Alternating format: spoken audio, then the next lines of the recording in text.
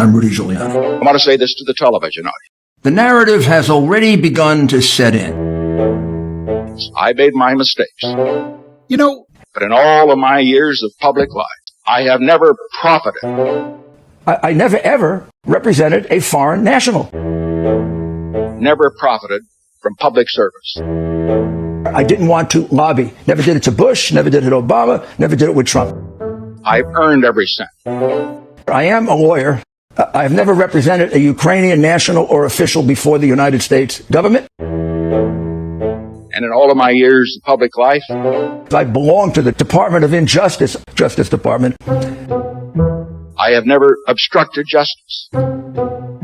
I will not engage in lobbying or foreign representation. And I think, too, that I could say The President and I and all of us are innocent. that in my years of public life, I'm not an addict. I want to make that point. that I welcome this kind of examination.